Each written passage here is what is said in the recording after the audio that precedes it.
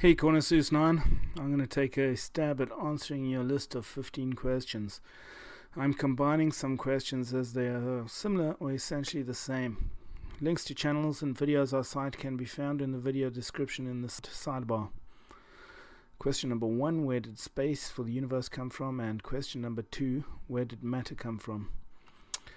What we know as space-time was at one stage combined in a singularity. What you need to understand is that space was part of that singularity. The Big Bang is the expansion of this dense, hot singularity. You see what, well, fuck it. Dude, you're right. God did it. The huge sum of extraordinary human intelligence backed up by volumes of salient evidence will defer to your few thousand-year-old book and superstitious religion.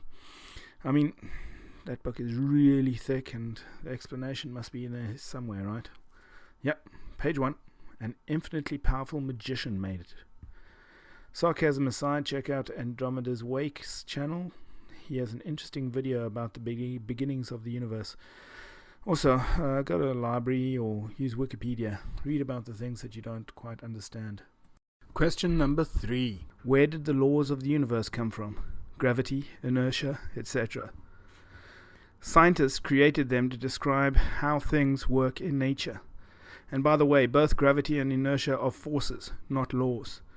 Newton's laws are an example of laws which describe inertia. One of these, Newton's first law of motion, is sometimes called Newton's law of inertia. Did you actually go to school? They should have covered these kind of things in some depth in the early science classes. Question number 4. How did matter get so perfectly organized? Define perfectly organized. You're making assumptions. Please provide evidence that it is perfectly organized. Question number 5. Where did all the energy come from to do the organizing? Sometimes I wish there really was a God, just so I could seek solace with him at troubling times such as this. Question number 6. When, where, why, and how did life come from dead matter? When? Billions of years ago, slightly after tea time. Where? In a pond of slime filled with minerals. Why? And how? A lightning bolt hit it, and voila, life. The real answer is abiogenesis. Look it up. If you disagree, do a 4-year degree in some scientific discipline relevant to abiogenesis, then get a doctorate in that field. Then challenge the prevailing theories by publishing research in peer-reviewed journals proving that life was actually created by some intelligent force. For a short description of abiogenesis and many other fascinating aspects of the origins of life, check out CDK 007's series, Origens, the series. Question 7. When, where, why, and how did life learn to reproduce itself? Well, in a dark corner of some seedy strip club near a construction site, shortly after the horn sounded on payday. That's the type of answer this idiotic brand of question deserves. Question 8. With what did the first cell capable of sexual reproduction reproduce? Cells do not reproduce sexually. And dude, if you keep asking questions like that, you're going to get jumped by a gang of irate biologists one day. One will be screaming, I hypothesize that we can beat the stupid out of him. Gentlemen, start the experiment. Question 9. This is where the questions start getting longer. Why would any plant or animal want to reproduce more of its kind, since this would only make more mouths to feed and decrease the chances of survival? Does the individual have a drive to survive, or the species?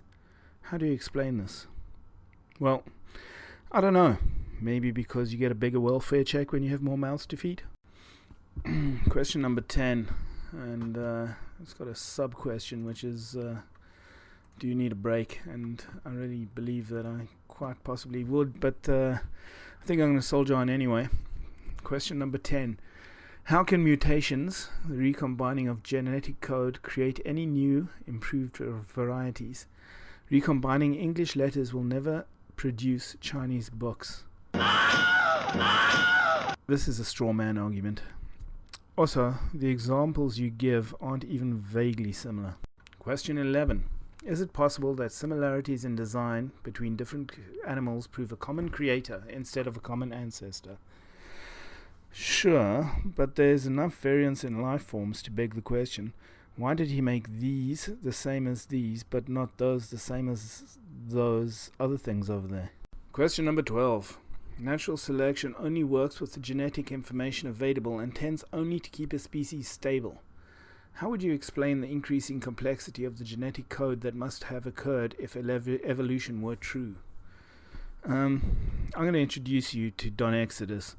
I'm going to let him educate you on natural selection. Check out many of his videos on evolution and natural selection for a great explanation on how this all works. At this point I was starting to get very excited because I was getting towards the end of it, and I'm happy to say that I'm just going to clump questions 13 to 15 all together because they're basically the same kind of specious argument going, why does this exist, why does this exist, why does the digestive tract exist, how did a bat evolve, where's my ass, that kind of thing. And my answer to that is please, before you post this kind of drivel, get an education.